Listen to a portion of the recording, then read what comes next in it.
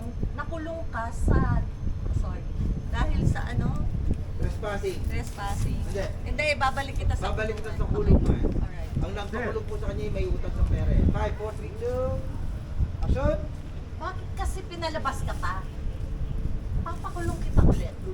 Kung noon, trespassing ka sa bahay ko, ngayon kakasuhan kita ng stalking.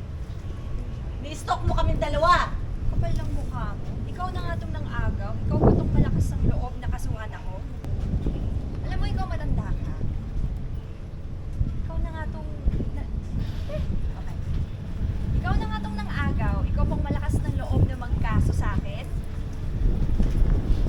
Alam mo, paano naman magising ka sa katotohanan na niloloko lang ikaw ni Natoy? Ito pa, sa'yo. Ay! Akala mo, ulo mo si Pa! Ay! Tama na! Tama na! Juana! Tama na! Juana! Tama na! Sige, sige! Tama na! Tama na! Tama na! Sumama kayo sa amin sa barangay.